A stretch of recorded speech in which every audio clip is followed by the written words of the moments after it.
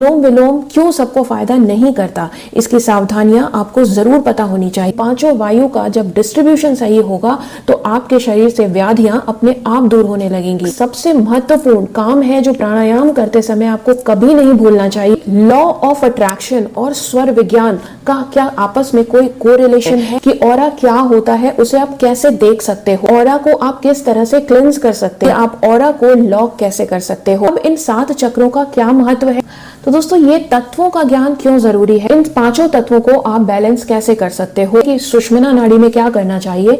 तो सुषुम्ना नाड़ी के बारे में लोगों को बहुत ज्यादा कंफ्यूजन, आप अपने स्वर को कैसे बदलोगे। बहुत ही इंपॉर्टेंट कॉन्सेप्ट जो कि आपको स्वर विज्ञान की स्टडी में जरूर जानना चाहिए वो है पंचकोश। अब अगर इसके प्रैक्टिकल पार्ट को आप समझना चाहते हो, जानना चाहते हो और ये जानना चाहते हो कि आप इसको एनएलपी के साथ या लॉ ऑफ अट्रैक्शन के साथ कैसे इस्तेमाल कर सकते हो, तो इसके लिए आपको एडवांस कोर्स करना पड़ेगा। आज का ये वीडियो आपको वो सारी जानकारी देगा जो आपको स्वर विज्ञान से के संबंध में आपके पास होनी चाहिए।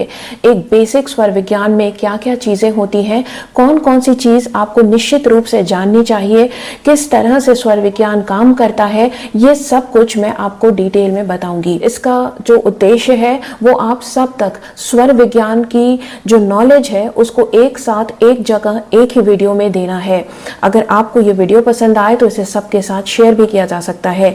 इसके बाद अगर आप एडवांस स्वर विज्ञान सीखना चाहते हैं तो उसके लिए आप कोर्सेज में एनरोल कर सकते हैं, लेकिन बेसिक स्वर विज्ञान की नॉलेज भी आपकी लाइफ को ट्रांसफॉर्म कर देने के लिए काफी होगी। तो सबसे पहले हम ये जानते हैं स्वर विज्ञान होता क्या है। तो हम जो सांस लेते हैं, जो प्राणवायु हम अपने अंदर खींचते हैं जिससे हमारे शरीर में प्राण ऊर्जा संचालित होती है, हमारी सांसें, उस सांस का जो विज्ञान है, उस सांस के विज्ञान को समझना, अपनी सांसों को मैनिपुलेट करना, इस तरह से मैनिपुलेट करना जिससे कि आप अपनी सांसों को अपनी डेस्टिनी को क्रिएट करने में इस्तेमाल कर पाओ, इसका अध्ययन ही स्वर विज्ञान है। दोस्तों जब हम सांस लेते हैं तो हमारी सांसों में एक नाद उत्पन्न होता है। नाद मतलब एक स्वर उत्पन्न होता है। जैसे कि जब आप ऐसे सांस खींचते हो तो एक सो की आवाज आती है और जब छोड़ते हो तो हम की आवाज आती है। तो ये सो हम, इसका भी अध्ययन, इसकी भी साधना स्वर विज्ञान में सिखाई जाती है। वैसे तो हमारे शरीर में 72,000 नाड़ियां होती हैं और इन 72,000 नाड़ियों में 10 नाड़ी सबसे ज्यादा महत्वपूर्ण होती है। और उन 10 नाड़ियों में भी जो हम अध्ययन करते हैं, जो शिव सर्वोदय में बताई गई हैं, वो है ईड़ा, पिंगला और सुषुम्ना नाड़ी। अब हम समझते हैं कि ये तीनों नाड़ियां क्या हैं और हमारे लिए किस तरह से जरूरी हैं। ये 3 नाड़ियां हमारे लिए सबसे ज्यादा महत्वपूर्ण होती हैं और इन 3 नाड़ियों को ही शिव सर्वोदय में सबसे ज्यादा डिस्क्राइब किया गया है। शिव सर्वोदय क्या है? भगवान शंकर और मां पार्वती के बीच का एक संवाद है और यह संवाद ही वो पूर्ण रूप से स्वर विज्ञान की व्याख्या करता है। इसको जानने से पहले आइए हम ये समझते हैं कि हम ये पता कैसे करेंगे कि हमारा कौन सा स्वर एक्टिव है। आप जब अपना हाथ इस तरह से रखेंगे और आप ब्रेथ छोड़ेंगे तो आपको किसी एक नाक से सांस तीव्रता से निकलते हुए महसूस होगी। एक्चुअली सांस दोनों ही नॉस्ट्रल से हमेशा निकलती है, लेकिन रेशियो में अंतर होता है। जिसका रेशियो ज्यादा है हम मानते हैं कि वही स्वर हमारा एक्टिव स्वर है। नॉर्मली ये 80:20 का रेशियो होता है। तो जिस स्वर से आपकी ज्यादा श्वास आ रही है, ज्यादा रेशियो में आ रही है, वही वाला स्वर आपका एक्टिव स्वर है। अब हम जानते हैं हमारे शरीर में 3 प्रमुख नाड़ियां कौन सी हैं। सबसे पहले बात करते हैं हम ईड़ा नाड़ी की। ईड़ा नाड़ी हमारे शरीर के बाएं हिस्से को प्रदर्शित करती है। तो अगर 80% भाग आपके लेफ्ट नॉस्ट्रल से आ और जा रहा है तो हम उसको कहेंगे कि वो लेफ्ट नॉस्ट्रल एक्टिव है। इसके विपरीत अगर राइट नॉस्ट्रल से है तो वो है पिंगला स्वर। तो ये लेफ्ट और राइट नॉस्ट्रल हुआ। लेफ्ट नॉस्ट्रल को हम ईड़ा नाड़ी कहते हैं और राइट को हम पिंगला कहते हैं। जो बीच का स्वर होता है, जब दोनों ही नॉस्ट्रल से बराबर सांस आ रही हो या तो फिर स्विच बार बार हो रही हो, आपको ऐसा अनुभव हो रहा हो कि बार बार स्वर बदल रहा है, उस केस में हम सुषुम्ना का एक्टिवेशन मानते हैं। ठीक है। और इन तीनों नाड़ियों को अलग करके समझने की क्या जरूरत है? क्यों नहीं हम एक ही साथ समझते हैं? हमें प्रकृति भी ये बताती है कि ये दोनों छिद्र देने का कोई वजह है, ऐसे ही 2 छिद्र नहीं है। इसलिए है क्योंकि हम जिससे कि जो हमारी प्राण वायु हमारे शरीर के अंदर आ रही है उसका रेशियो और उस प्राण वायु के माध्यम से जो तत्व हमारे शरीर के अंदर प्रवेश कर रहे हैं उसका रेशियो अगर इम्बैलेंस हो जाए तो फिर आपके शरीर में तरह तरह की बीमारियां, व्याधियां उत्पन्न होने लगती हैं। तो किस तरह से आप उनसे मीट आउट करोगे, किस तरह से आप उसको समझोगे, यही चीज आपको स्वर विज्ञान में पढ़ाई जाती है। अब हम ये जानेंगे कि हमें स्वर विज्ञान क्यों सीखना चाहिए। स्वर विज्ञान से होने वाले फायदे। पहला, स्वर विज्ञान अगर आपको पता है तो आप हमेशा स्वस्थ रह सकते हैं। दूसरा, आप भविष्यवाणियां कर सकते हैं। आप शुभ और अशुभ पर विचार करके अपने कार्यों को हमेशा सफल बना सकते हैं और आप अपनी आध्यात्मिक उन्नति कर सकते हैं। यानी अगर आप स्पिरिचुअली ग्रो होना चाहते हैं तो स्वर विज्ञान के माध्यम से आप मेडिटेशन और आध्यात्मिकता की जर्नी को बहुत आगे बढ़ा सकते हैं और बहुत ही पुख्ता कर सकते हैं। अब आता है कि प्राण ऊर्जा क्या होती है। दोस्तों, जो प्राण ऊर्जा होती है, जो हम सांसें अंदर खींचते हैं, हम उसी को प्राण कहते हैं। क्यों कहते हैं प्राण? प्राण इसलिए कहते हैं क्योंकि ये सांसें ही हमारे अंदर प्राण को देती हैं, अलाइव करती हैं हमें। तो ये प्राण ऊर्जा हमारे शरीर में, पूरे शरीर में फ्लो करती है और हर जगह अपना अलग अलग काम करती है। यानी ये प्राण वायु 5 प्रकार की होती है। सबसे पहली वायु है प्राण वायु। प्राण वायु प्राण वायु का स्थान होता है हमारा हृदय क्षेत्र, ठीक है। दूसरी होती है अपान वायु। अपान वायु आपके नाभि से नीचे इसका क्षेत्र होता है। शरीर से जितना भी उत्सर्जन होता है, यानी जितना भी एक्सक्रीशन होता है, वो सब उन सब के लिए जिम्मेदार है आपकी अपान वायु। अपान वायु बहुत ही ज्यादा इंपॉर्टेंट, एक्चुअली ये 5 ही वायु बहुत ज्यादा इंपॉर्टेंट रोल प्ले करती हैं। इसलिए आपको इन 5 ही वायु का बहुत अच्छे से इनको समझना चाहिए, क्योंकि अगर आप इन्हें अच्छे से समझोगे तब आप अपनी किसी भी डिजीज को समझ सकते हो कि वो क्यों हुई है और उसी हिसाब से आप उसका उपाय कर सकते हो। समान वायु आपके पाचन और पोषण का संचालन करती है और इसका क्षेत्र नाभि क्षेत्र होता है, ठीक है। यानी आपके डाइजेस्टिव सिस्टम के लिए आपका डाइजेस्टिव सिस्टम सही तरीके से काम कर रहा है, ये आपकी समान वायु पर निर्भर करता है। चौथी आती है आपकी उदान वायु। उदान वायु ऊपर होती है, गले में होती है, ठीक है। उदान वायु आपके गले में, आपके कंठ में होती है और इससे आपका ओरिएंटेशन होता है, यानी आप कितने ज्यादा एक्सट्रोवर्ट हो बोलने में, आपको अभिव्यक्ति आपको कितनी बेहतर तरीके से आती है। अगर आपको अभिव्यक्ति में प्रॉब्लम होती है या आप स्टैमर करते हो, बोलते समय हकलाते हो, तो इसका मतलब है आपकी उदान वायु में प्रॉब्लम है और आपको उसे ही ट्रीट करना है, राइट। इसके बाद आता है व्यान वायु। होता है सर्कुलेटरी सिस्टम, जो होता है ब्लड सर्कुलेशन होता है, उसके लिए ये जिम्मेदार होती है और ये आपके पूरे शरीर में ब्लड के फ्लो को नियंत्रित करती है। तो ये 5 प्राण वायु होती है जो हमारे शरीर में प्राण को बैलेंस करती है। अब आता है कि आप इसको कंट्रोल कैसे कर सकते हैं। अगर ये 5 वायु में से अब तक आपको लगा कि कोई भी एक वायु है जो सही तरीके से काम नहीं कर रही, तो आप उसे कैसे ठीक करेंगे? तो इसको ठीक करने का सबसे आसान और सबसे नोन तरीका है जिसको हम कहते हैं प्राणायाम। प्राणायाम में अनुलोम और विलोम करिए। शुरुआत आप अनुलोम विलोम से करिए। अनुलोम विलोम क्यों सबको फायदा नहीं करता, इसकी सावधानियां आपको जरूर पता होनी चाहिए।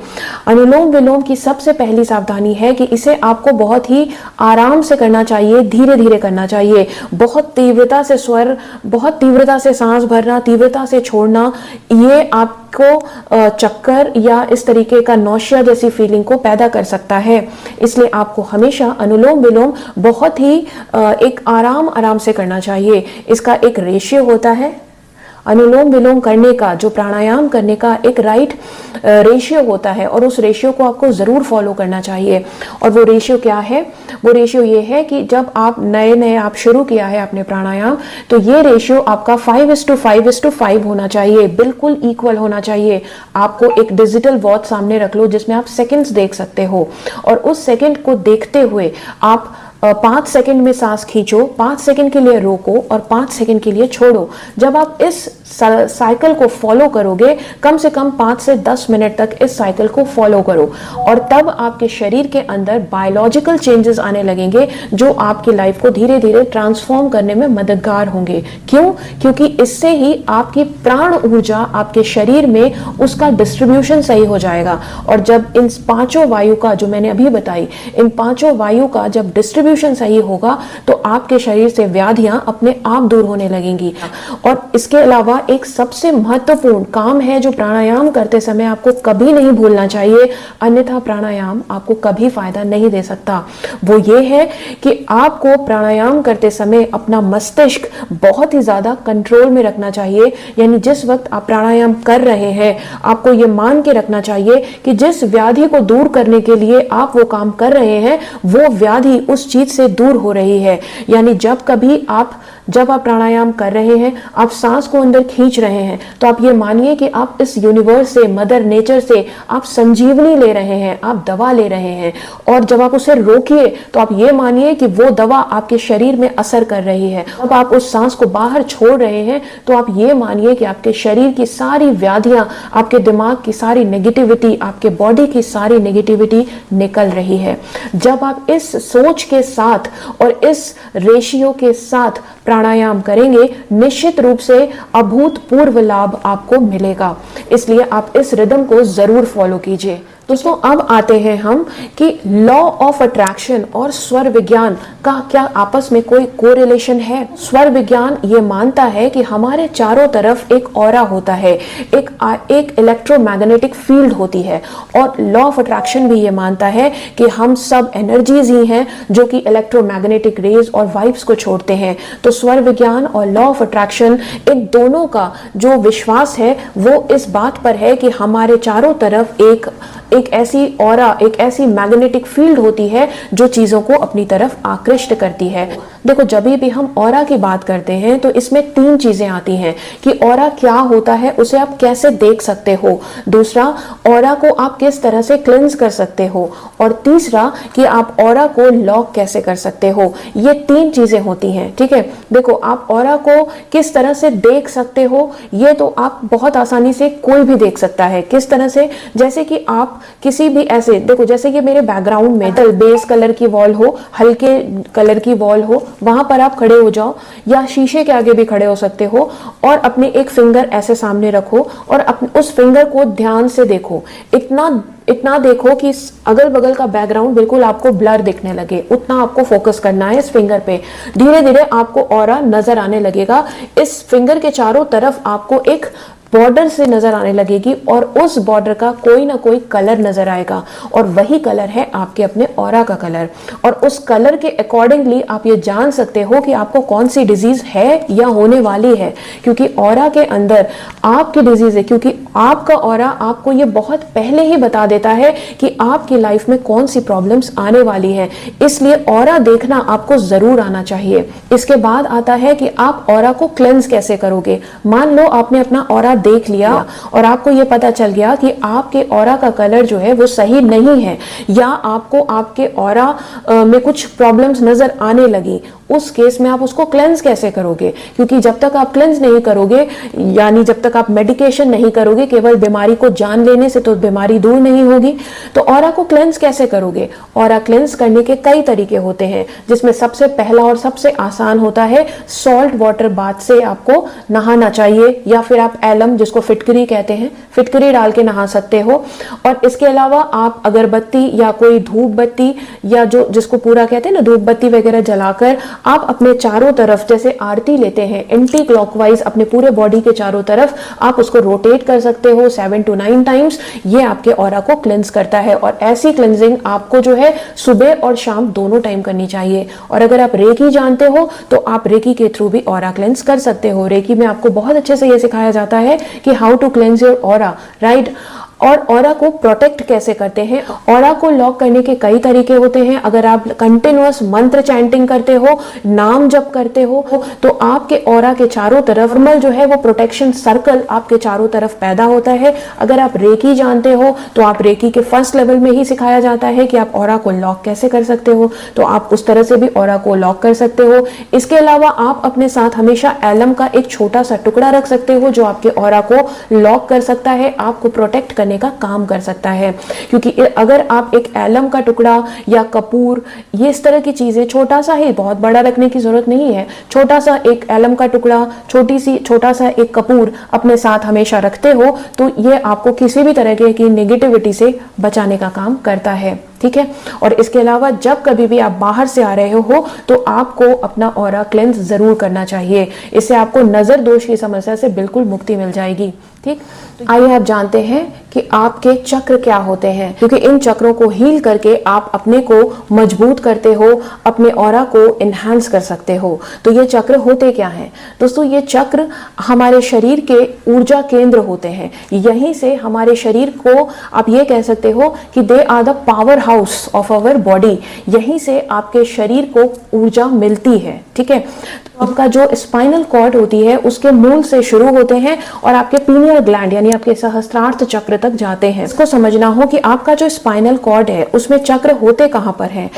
देखो, हमारी जो शरीर की ईड़ा और पिंगला नाड़ी होती है ये बिल्कुल स्ट्रेट नहीं चलती, ये इस तरीके से स्पाइरल वे में चलती है और जिस जगह ये एक दूसरे को इंटरसेक्ट करती है वहां पे चक्र होते हैं। ठीक है, तो इसका सबसे पहली बार ये एक दूसरे को जहां काटती है वहां पर होता है आपका मूलाधार चक्र, इसके बाद स्वादिष्ठान चक्र, इसके बाद मणिपुर चक्र, फिर हृदय चक्र, फिर थ्रोट चक्र, थर्ड आई चक्र एंड क्राउन चक्र। ठीक है, ये 7 चक्र हमारी बॉडी में होते हैं। अब इन 7 चक्रों का क्या महत्व है और क्यों जरूरी है ये 7 चक्र? देखो, इसके बारे में डिटेल में जानने से पहले ये जानो कि जो आपकी स्पाइनल कॉर्ड होती है उसका जो एंड होता है वहां पर शक्ति होती है। आपकी सारी पावर, आपके बॉडी की शक्ति वहीं पर स्थिर होती है। और थर्ड आई चक्र में आपके शिव होते हैं। और जब आप साधना के द्वारा, मेडिटेशन के द्वारा या तरह तरह के मंत्रों की चैंटिंग करके आप जब अपने 7 चक्रास को हील करते हो, अवेकन करते हो, तब ये आपकी शक्ति ऊपर की तरफ, हमें क्या करना होता है, हमें मेडिटेशन के थ्रू अपनी ऊर्जा को नीचे से ऊपर की तरफ उठाना होता है। राइट, तो जब ये ऊर्जा आपकी नीचे से ऊपर की तरफ यानी आपके मूलाधार चक्र से थर्ड आई चक्र तक आती है, तब यहाँ पर आपकी जो अवेकनिंग होती है यानी तब शक्ति और शिव का मिलन होता है। और जिस वक्त ये मिलन होता है उस वक्त आपका सहस्त्रार्थ चक्र अपने आप ओपन हो जाता है, तब आपकी पीनियल ग्लैंड अपने आप एक्टिव हो जाती है। तो इसी को हम कहते हैं कुंडलिनी जागृत होना। लेकिन कुंडलिनी जागृत होने से पहले आपके शरीर में बहुत सारी व्याधियां होती हैं और उन व्याधियों को खत्म करना जरूरी होता है। और आप सबको एक एडवाइस है कि कभी भी कुंडलिनी को जागरण करने का बहुत ही शॉर्टकट वे नहीं ढूंढना चाहिए, क्योंकि जब तक आपके ऑल 7 चक्र प्रॉपरली हील्ड नहीं है, जब तक आपका थॉट प्रोसेस अलाइंड नहीं है, जब तक आपकी बॉडी, आपका मन बैलेंस नहीं है, आपका खुद अपना दिमाग आपके काबू में नहीं है, तब तक अगर आप कुंडलिनी जागरण का प्रयास शॉर्टकट के माध्यम से करोगे तो वो आपको बैकफायर ही करेगा। इसलिए कई बार आपने सुना होगा कुंडलिनी जागृत हुई और इंसान पागल हो गया। तो पागल इसीलिए हो जाता है क्योंकि वो उसके योग्य नहीं था और उसने किसी भी गलत तरीके से, किसी भी तरीके से करके येन केन प्रकारेण उसने ऐसा किया और कुंडलिनी जागृत हुई और वो पागल हो गया। तो इसलिए अगर आप कुंडलिनी को जागृत करने की तरफ से ध्यान हटाकर अगर आप अपने चक्रास को हील करने पर ध्यान लगाओ तो आपका बेहतर एक एलिवेशन होगा और आप जिंदगी में एक बेहतर इंसान बनकर सामने आओगे। So let's begin from the very first चक्र विच इज कॉल्ड मूलाधार चक्र। ठीक है, मूलाधार चक्र या रूट चक्र जो होता है ये हमारी जिंदगी की सारी बेसिक जो चीजें होती हैं उससे रिलेटेड होता है। बेसिक चीजें मतलब आपकी जितनी भी रोटी, कपड़ा और मकान यानी आपकी जमीन से जुड़ी चीजें, उन सब से ये नियंत्रित होता है, गवर्न होता है। इसका मंत्र लम होता है, इसका रंग लाल होता है, इसका तत्व पृथ्वी होता है। और पृथ्वी तत्व की वजह से कई लोग कंफ्यूज हो जाते हैं कि इसका रंग पीला होता है, लेकिन इसका रंग लाल होता है। इसे हमेशा याद रखिएगा। ठीक है, अभी मैं आपको 7 चक्र बताऊंगी और उसके बाद बताऊंगी कि आपको इन चक्रों को मेडिटेट कैसे करके हील करना है। ठीक, सेकंड चक्र आपका होता है स्वादिष्ठान चक्र। स्वादिष्ठान चक्र का मंत्र होता है वम और इसका रंग होता है ऑरेंज।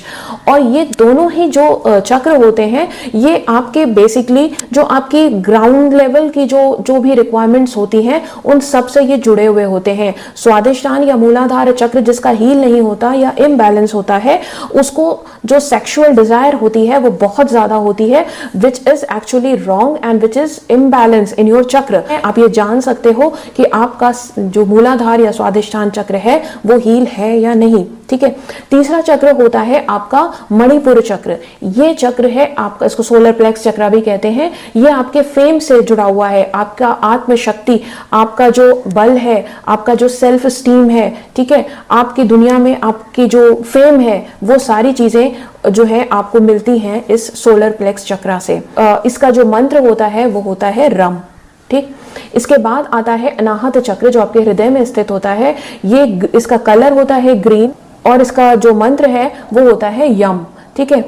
इससे जब ये चक्र अगर आपका हील नहीं है तो आपको इमोशनल इम्बैलेंस होगा।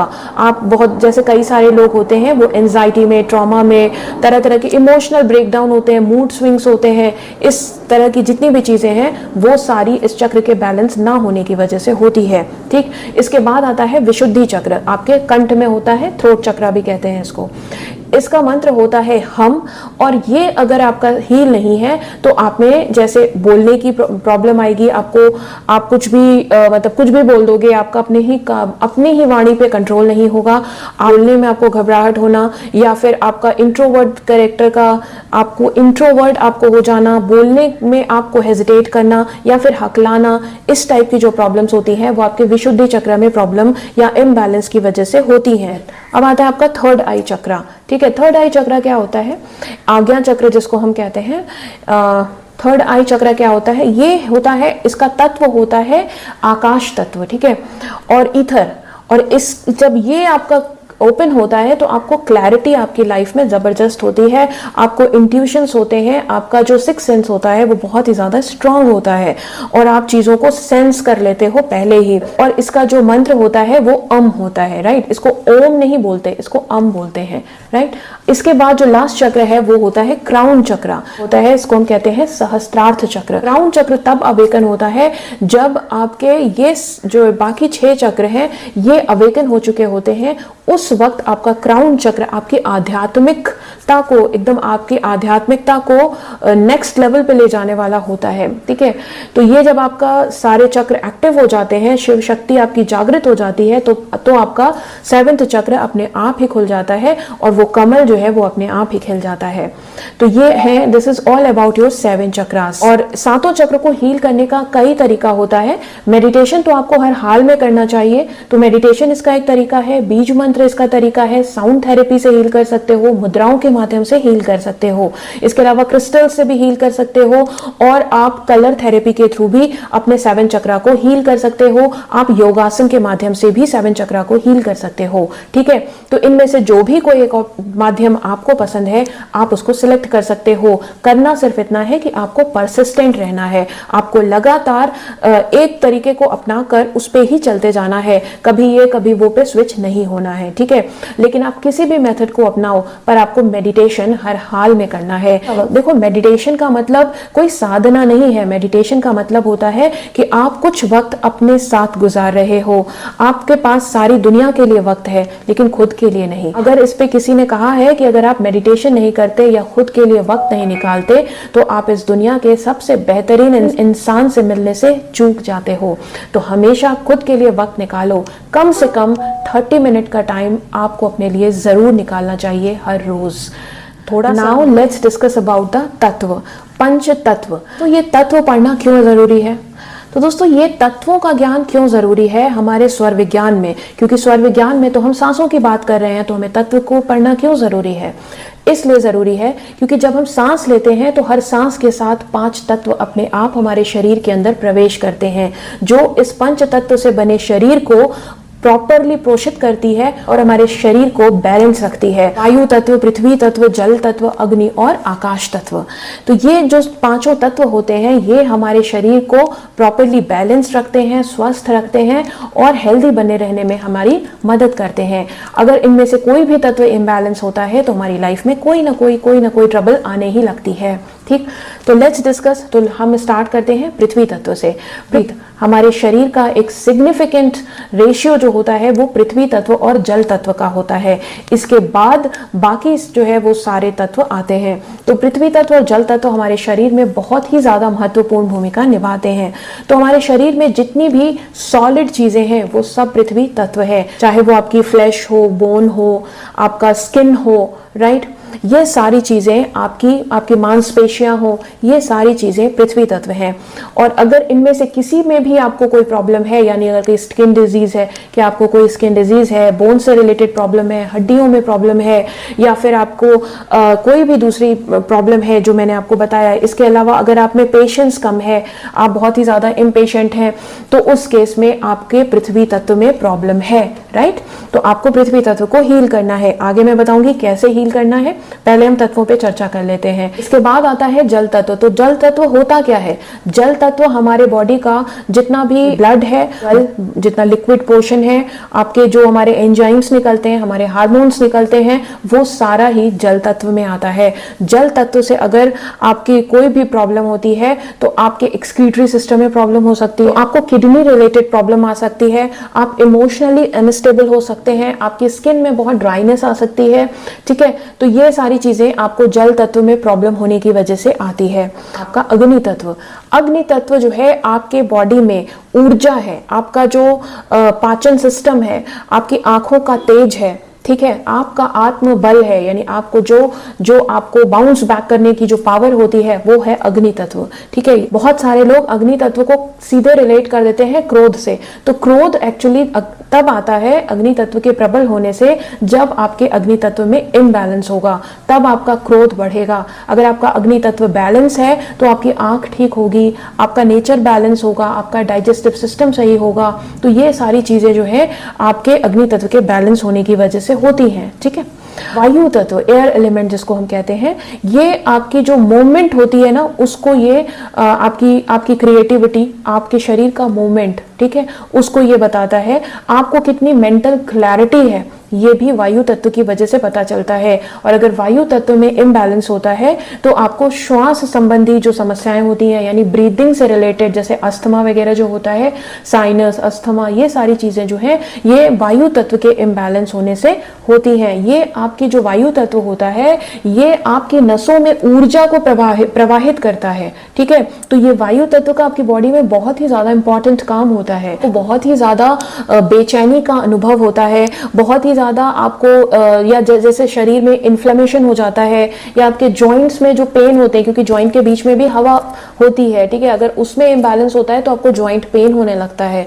तो आपको इसीलिए वो वात रिलेटेड रोग हो जाता है, जॉइंट पेन जो होने लगता है, इन्फ्लेमेशन, जॉइंट पेन, ये सब वायु तत्व के इम्बैलेंस होने की वजह से होते हैं। आपका लास्ट आकाश तत्व, आकाश तत्व को बहुत ही ज्यादा जो है वो ये कहा जाता है कि आपकी चेतना से जुड़ा हुआ तत्व है। ये आपका विस्तार, आपकी चेतना, आपका अंतर ज्ञान, आपको कितना अवेकनिंग है दुनिया के लिए, आप कितना स्पिरिचुअलिटी आपके अंदर है, आप में अंतर ज्ञान, मतलब एक होता है ना कि हमें बहुत ही ज्यादा इंक्लिनेशन है मटेरियलिस्टिक चीजों का, और एक होता है कि नहीं, ये सब कुछ मटेरियलिस्टिक चीजें तो एक तरफ है, लेकिन हमको अवेकनिंग है कि हमें फाइनली जो है वो परमात्मा में ही मिलना है, हमें एक दिन यहीं पर सब कुछ छोड़कर जाना है। तो ये जो अंतर ज्ञान है, ये जो, और इसके साथ ही आपका जो लज्जा का जो एक जो शर्म होती है जिसको कहते हैं, जो आजकल के लोगों में बिल्कुल है ही नहीं, वो चीज जो होती है वो भी आपके आकाश तत्व से आती है। यानी आपको मर्यादा में रहना अगर आपको नहीं आता तो इसका मतलब है आपका आकाश तत्व इम्बैलेंस है, ठीक है। अब ये मर्यादा में कई तरीके से लोग रहते हैं। लोगों का आजकल का जो बिहेवियर है वो बहुत ही ज्यादा इरेटिक हो गया है, बहुत ही ज्यादा ऐसा है कि कब कौन किसको क्या कह दे कुछ नहीं पता कैसे। और आजकल तो बहुत ही तरीके हैं, बहुत ही तरह से लोग एक दूसरे को हैरास कर सकते हैं।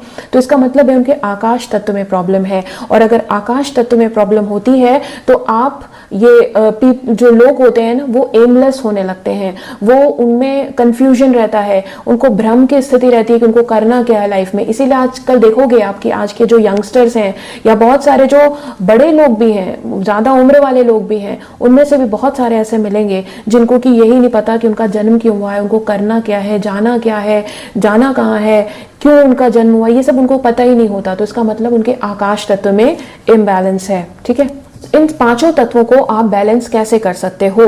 तो देखो, इन पांचों तत्वों को भी बैलेंस करने का वही तरीका है जैसे मैंने आपको चक्र में बताया, यानी मुद्राओं के माध्यम से, योग के माध्यम से, कलर थेरेपी के थ्रू, साउंड थेरेपी के थ्रू, खान पान के थ्रू, या फिर आप एक्सरसाइज के थ्रू, प्राणायाम के थ्रू कंट्रोल कर सकते हो। ईटिंग हैबिट के थ्रू भी कंट्रोल किया जा सकता है। अच्छा, अब हम ये देखते हैं कि जो हमारा कौन सा काम हमें किस स्वर में करना चाहिए। इसका एक बहुत ही ज्यादा एक बाइफिकेशन आपको पता होना चाहिए कि कौन सा काम आपको किस स्वर में करना चाहिए। देखो, जब इस चीज को जानने से पहले एक चीज जानो कि जब आपकी ईड़ा नाड़ी एक्टिव होती है तो आपका राइट ब्रेन एक्टिव होता है। जब आपकी पिंगला नाड़ी एक्टिव होती है तो आपका लेफ्ट ब्रेन एक्टिव होता है। आपका left brain is responsible for logical thinking और right brain is responsible for creative thinking. ठीक है, तो आपकी, और इसी तरह आप देखोगे तो आपकी ईड़ा नाड़ी जो है आपकी रचनात्मकता, जितने भी काम होते हैं, जिस भी काम को करने में आपका मन लग रहा है, आप बड़े दिल से उस काम को कर रहे हो, ठीक है, उस सारे काम को आप ईड़ा नाड़ी के समय में करोगे। और जिस काम को करने में आपकी शक्ति लग रही है, आपका शारीरिक बल लग रहा है, उस काम को करने के लिए आप पिंगला स्वर का प्रयोग करोगे। यानी आत्मिक बल के लिए मन से किए हुए सारे काम आप ईड़ा नाड़ी के समय करोगे और शरीर से किए जाने वाले सारे कार्य आप पिंगला नाड़ी के समय में करोगे, जिसमें आपकी ऊर्जा का खर्च हो रहा है। ठीक है, जिसमें आपकी शारीरिक ऊर्जा लग रही है, वो सारे काम आप पिंगला स्वर में करोगे। जिसमें आपकी मानसिक ऊर्जा, आपका मन, आपकी भावना जहां पे इन्वॉल्व है, वहां पर आप ईड़ा नाड़ी का प्रयोग करोगे। ठीक, अब आता है कि सुषुम्ना नाड़ी में क्या करना चाहिए। तो सुषुम्ना नाड़ी के बारे में लोगों को बहुत ज्यादा कंफ्यूजन है। कई लोग ये कहते हैं कि सुषुम्ना नाड़ी के समय कहीं बात सच हो जाती है, बहुत वो तो एक्चुअली, या सुषुम्ना नाड़ी में आप किसी को श्राप दे सकते हैं, आशीर्वाद दे सकते हैं। एक्चुअली ऐसा कुछ नहीं है। सुषुम्ना नाड़ी के समय आपको कोई भी काम नहीं करना चाहिए एक्सेप्ट आध्यात्मिक काम के। यहाँ पर देखो, स्वर विज्ञान और लॉ ऑफ अट्रैक्शन में यहाँ पर भी एक सिमिलैरिटी है। लॉ ऑफ अट्रैक्शन में क्या सिखाया जाता है कि हमको दिन में कई बार थैंकफुल होना चाहिए, अपने को अपना ग्रेटिट्यूड शो करना चाहिए। और स्वर विज्ञान के थ्रू भी हमें परमात्मा ये बताता है कि हमें लगातार बीच बीच में ग्रेटिट्यूड देना चाहिए। और वो बीच बीच कब है? जब जब आपका सुषुम्ना स्वर एक्टिव होता है, आपको परमात्मा के लिए ग्रेटिट्यूड जरूर शो करना चाहिए, आपको थैंक यू जरूर बोलना चाहिए। इस चीज को प्रैक्टिस में लाते हो ना, कि अगर आप हर घंटे के बाद सुषुम्ना स्वर के समय थैंक यू नोट देते हो तो कमाल आप केवल 7 दिन के अंदर देखोगे। ये तो जान लिया कि आपको किस स्वर में कौन सा काम करना है। अब मान लीजिए कि आप कोई ऐसा काम कर रहे हैं जिस वक्त आपका जो स्वर चल रहा है उसका विपरीत स्वर आपको चाहिए, तो आप अपने स्वर को कैसे बदलोगे? देखो, स्वर को बदलने के कई तरीके होते हैं। सबसे पहला तरीका तो है कि आप अपने, कि अगर आप लेट सकते हो तो लेट जाओ, करवट ले लो। ठीक है, राइट तरफ करवट लेकर सोए हुए हो तो आपका लेफ्ट नॉस्ट्रल अपने आप एक्टिव हो जाएगा, और अगर आप लेफ्ट तरफ हो तो आपका राइट नॉस्ट्रल अपने आप एक्टिव हो जाएगा। तो पहला तरीका तो ये है। दूसरा तरीका है कि आप अपने नाड़ी पर किसी भी तरीके का दबाव पैदा कर सकते हो, यानी कोई बॉल है या फिर आप कोई वाटर बॉटल है, उसको आप अपने हाथ के नीचे ऐसे दबा सकते हो, और जैसे ही दबाओगे तो जो दूसरा साइड होगा वो अपने आप एक्टिव हो जाएगा। कि अगर एकदम ही अर्जेंट सिचुएशन है, आप अपने नाक को अपने हाथ से ही बंद कर लो, और जिस नाक से आप खोला है उससे आप 10-15 बार सांस लेकर छोड़ दो तो वो वाली नॉस्ट्रल आपकी एक्टिव हो जाती है। ठीक है, आप पानी पी सकते हैं। इसके अलावा बिल्कुल ही एक्सट्रीम केस में आप रुई का इस्तेमाल कर सकते हो। तो ये है आपका कि किस तरह से आप स्वर को बदल सकते हो, किस तरह से आप अपने आप को किस तरह से आप जो है अपना मनचाहा स्वर एक्टिव कर सकते हो, और उस हिसाब से आप काम कर सकते हो जो आपकी जिंदगी में सफलता को लेकर आएगा। लेकिन इस तरह से फोर्सफुली चेंज करने के बजाय अगर आप अपने आप को प्राणायाम और नाड़ी शोधन में लगाओगे, अगर आप अपने चक्रा को हील करोगे, तत्वों को बैलेंस करोगे, कोशों को हील करोगे, पंचकोश जिसको मैं आगे बताने जा रही हूं,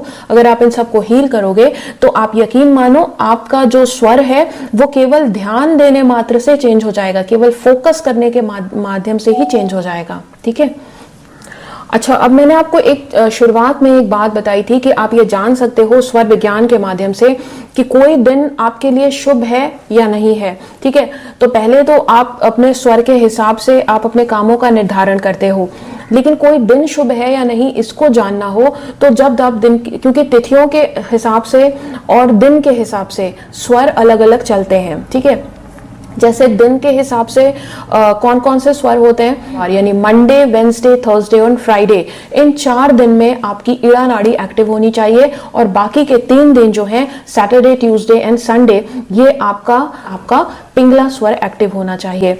और अब तिथियों के हिसाब से देखो, तिथियों के हिसाब से होता है कि आपका शुक्ल पक्ष और कृष्ण पक्ष 2 पक्ष होते हैं। तो उसमें जो शुक्ल पक्ष होता है 15 दिन होते हैं, कृष्ण पक्ष में 15 दिन होते हैं। तो ये दोनों पक्ष जो होते हैं, इसमें आप 3 डेज की ग्रुपिंग कर दो, ठीक है। तो शुक्ल पक्ष की जो स्टार्टिंग होगी वो ईड़ा नाड़ी से होगी और कृष्ण पक्ष की स्टार्टिंग पिंगला नाड़ी से होनी चाहिए।